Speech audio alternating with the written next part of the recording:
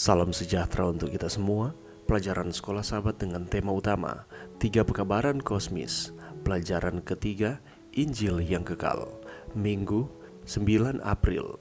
Kitab Pengharapan yang dipenuhi kasih karunia. Ketika kebanyakan orang berpikir mengenai kitab terakhir dari kitab suci, Wahyu, mereka tidak berpikir mengenai kasih karunia. Ketika mereka melihat pekabaran Tuhan di zaman akhir, pikiran mereka seringkali langsung beralih ke binatang buas yang menakutkan, simbol-simbol mistik, dan gambar-gambar aneh. Kitab Wahyu meyakinkan banyak orang yang juga membuat banyak orang itu takut.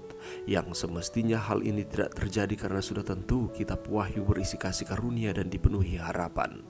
Artinya, bahkan di tengah-tengah binatang buas yang menakutkan dan peringatan penganiayaan dan masa-masa sulit di depan, Tuhan masih memberi kita alasan untuk bersukacita dalam keselamatannya.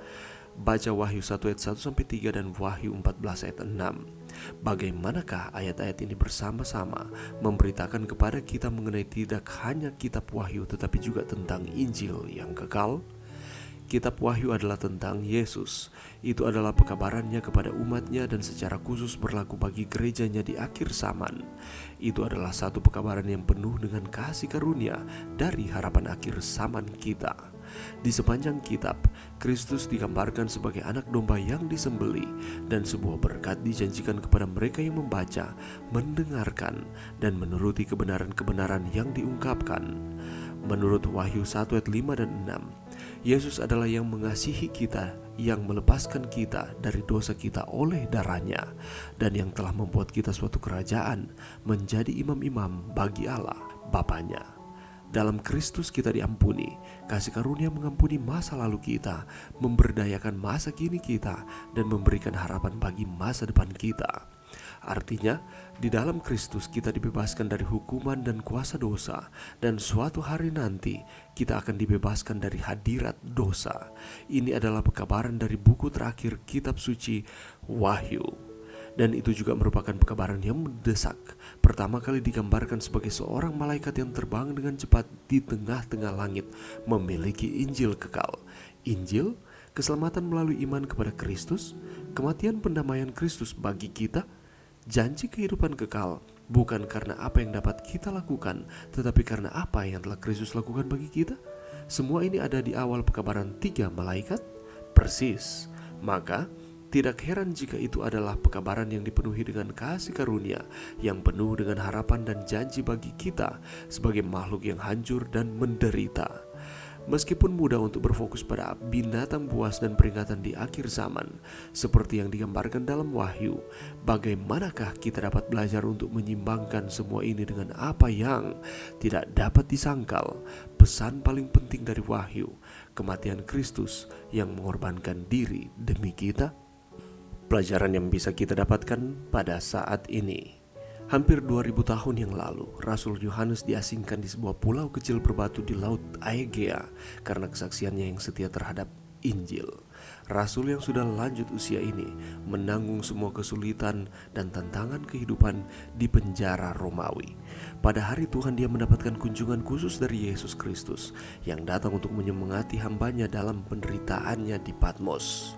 Dalam serangkaian penglihatannya ini, Yesus Kristus menunjukkan kepadanya sejarah gambaran gereja dan apa yang akan dialami umat Allah saat mereka menunggu kedatangan Tuhan mereka kembali. Apa yang Yohanes telah lihat dalam penglihatan, dia melihat ada sebuah gulungan yang dia berjudul Wahyu Yesus Kristus. Kita boleh lihat itu di dalam Wahyu 1 ayat 1. Kitab ini ditulis oleh Yohanes dan mengungkapkan pekerjaan Yesus di surga dan di bumi sejak kenaikannya dan apa yang akan dia lakukan ketika dia kembali.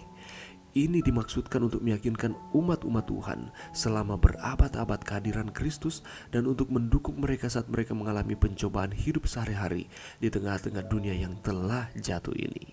Ketika kita mempelajari akan kitab Wahyu ini, kita akan melihat bahwa tema-tema sesungguhnya dalam kitab ini adalah Yesus Kristus, hidupnya, kematiannya, kebangkitannya, dan pelayanan imamatnya atas nama umatnya. Dan kalau kita membaca lebih lanjut mengenai kitab Wahyu ini, dijelaskan bahwa meskipun pesan-pesan dalam buku itu berasal dari Tuhan, bahasa yang digunakan untuk mengomunikasikannya adalah bahasa manusia, sehingga manusia dapat memahami akan apa maksud dari kitab Wahyu ini. Dan kalau kita membaca lebih seksama akan kitab Wahyu ini, kita akan melihat bahwa kitab ini menjanjikan berkat bagi mereka yang membaca atau mendengarkan perkataannya dan yang mengindahkan serta menaati nasihat yang terdapat di dalamnya. Kitab Wahyu dibuka dengan perintah bagi kita untuk memahami instruksi yang dikandungnya. Berbahagialah orang yang membaca dan mereka yang mendengar kata-kata nubuat ini. Tuhan menyatakan dan menuruti hal-hal yang tertulis di dalamnya karena waktunya sudah dekat. Jadi kitab Wahyu ini adalah pekabaran tentang Yesus. Itu adalah pekabarannya kepada umatnya dan secara khusus berlaku bagi gerejanya di akhir zaman. Dan kita jangan melupakan bahwa kitab Wahyu adalah satu pekabaran yang penuh dengan kasih karunia dari harapan akhir zaman kita. Di sepanjang kitab, Kristus digambarkan sebagai anak domba yang disembelih dan sebuah berkat yang dijanjikan apabila kita membaca, mendengarkan dan menuruti kebenaran-kebenaran yang diungkapkan. Mari kita dengan tekun mempelajari akan firman Tuhan, membukakan Alkitab kita, merenungkannya, terlebih khusus lagi dalam konteks pelajaran kita mempelajari kitab Wahyu dengan seksama. Karena ada begitu banyak harta yang ada di dalam kitab ini yang kita dapat gali.